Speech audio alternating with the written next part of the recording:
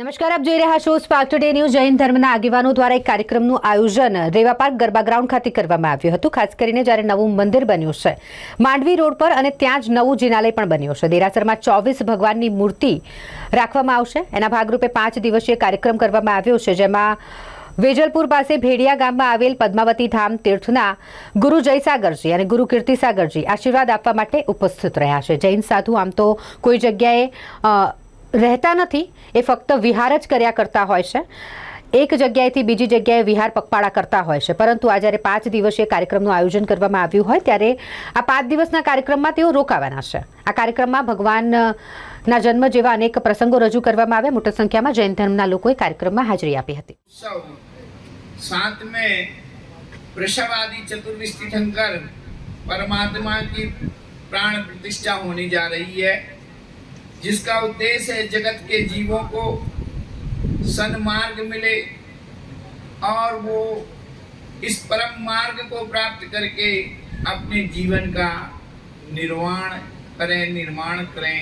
यही भावना के साथ यहाँ पर यह आयोजन रखा गया है. पंच कल्याणक अपने आप में संख्यावाची है. 5 कल्याण जिसके होते हैं वह पंच कल्याण, अर्थात प्रथम कल्याणक का नाम गर्व कल्याणक, द्वितीय कल्याणक का नाम जन्म कल्याणक, तृतीय कल्याणक का नाम तप कल्याणक, चतुर्थ कल्याणक का नाम केवल ज्ञान कल्याणक और 5वें कल्याणक का नाम मोक्ष कल्याणक. जन्म से लेकर के उस परम पद की प्राप्ति तक के जो दृश्य, जो धर्म कथा यहाँ करी जा रही है, उसका मूल उद्देश्य ही यही है कि मानव मात्र अपना कल्याण कर सकता है. इसलिए भगवान को अवतार प्रथा से हम लोग पृथक रख करके और एक सामान्य मनुष्य से लेकर के भगवत परमात्मा पद की प्राप्ति तक की दिग्दर्शन का नाम ही पंच कल्याणक है.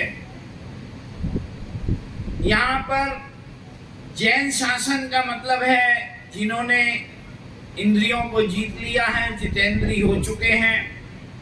ऐसे जितेंद्रिय, वीतराग, सर्वज्ञता, ये 3 प्रमुख लक्षण होते हैं जैनों के. हम उनके सामने ही सिर झुकाते हैं जो वीतराग, सर्वज्ञता और हितोपदेशता को प्राप्त हो जाता है. सामान्य जन्म से लेकर के तीर्थंकर पद की जो यात्रा की कथा यहाँ पर हो रही है, उसमें सामान्य मनुष्य कैसे तीर्थंकृत को प्राप्त कर सकता है, मोक्ष को प्राप्त कर सकता है, यही इसका उद्देश्य है. यहाँ जो धर्म कथा हो रही है, उस धर्म कथा में जो प्रमुख पात्र होते हैं वो देवगण होते हैं, क्योंकि जो धन्यता का अनुभव नहीं करता है वह भगवान की पूजा भी करने का अधिकारी नहीं है. जो अपने आप में ऐश्वर्यशाली मानता है, पुण्यशाली मानता है, वही देवादिदेव की पूजा कर सकता है. इसलिए मनुष्यों को ही हम विशेष पद दे करके और उनके ऊपर यह श्रेष्ठ स्थापना निक्षेप करके और वह प्रमुख इंद्रत्व पद की प्राप्ति कराते हैं, जिसका साक्षात मतलब यही होता है कि जगत के सारे जीव भक्ति कर सकते हैं, लेकिन ऐसे विशेष कार्य के लिए इंद्रों की स्थापना. नैतिकता ना हो, जहां तक दूसरों के मंदिर मस्जिदों में जो हस्तक्षेप ना करता हो, स्वतंत्र दृष्टि से अपने जीवन जीने का आदी हो और ऐश्वर्यशाली जीवन जिए, उसका नाम ही जैन होता है. और ऐसे जैनों को मैंने इंडिया टुडे जब उसका विश्लेषण हुआ प्रथम बार 1992 में, तब इस संसार में सबसे ज्यादा औद्योगिक कोई मिले, इंडिया टुडे का सर्वे बता रहा हूं 92 का, 65% जैन उद्योगपति थे। इस संसार में आज तक जेलों की गिनती की जाए, कैदियों की गिनती की जाए तो अपराध रहित इस संसार में कोई कौम है तो वो जैन कौम है। इस संसार में कहीं डोनेशन की बात की जाए, शिक्षण की बात की जाए, चिकित्सा की बात की जाए तो सबसे ज्यादा जैनों के हॉस्पिटल मिलेंगे, जैनों का ये व्यवहारिक धर्म मिलेगा। हम लोग इसे व्यवहारिक धर्म मानते हैं, धर्म नहीं मानते। हमारे धर्म में, जैन धर्म में सबसे बड़ी विशेषता है कि वह जब आत्मा के लिए कर्म करता है तो वो जिनेंद्र देव को पूछता है, और जब संसार में कोई आपत्ति विपत्ति पड़ती है तो सबसे ज्यादा करुणा दान देता है, वह जैन। दिगंबर जैन समाज नहीं, अपितु समस्त जैन समाज में 99% बच्चे एजुकेटेड होते हैं, जो अच्छी पोस्टों में होते हैं, डॉक्टर्स, इंजीनियर्स, बहुत अच्छा सात्विक शुद्ध जीवन जीते हैं।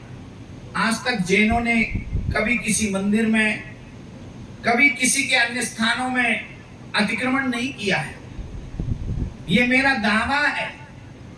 आज तक के भारतवर्ष के जैनों ने कहीं भी किसी मंदिर में, हमारे मंदिर ले लिए गए कोई बात नहीं, तो हमारे देवता को पूछ करके भी तू प्रसन्न हो जाए तो हमें तो बहुत बड़ी खुशी होती है। यही तो जगत शांति है। ऐसे जैन धर्म का मैं धर्म अधिकारी पद पर हूँ, मुझे बड़ी प्रसन्नता है। और ऐसी जैन कौम पर मुझे बड़ा विश्वास है जिसके जीवन में शाकाहार का परिपूर्ण रूप से दबाव है और शाकाहार ही उसका आधार है। ऐसे जैन धर्म को मैं नमस्कार करता हूं। इस जैन धर्म ने भारतवर्ष में ही नहीं अपितु अमेरिका आदि G8 में भी अपना नाम स्थान दाखिल किया है। अभी वहां की सीनेट में भी जैन लोगों का प्रवेश कराया गया है। मुझे कहने में बड़ा आनंद आता है। हम लोग जैनवाद में हैं।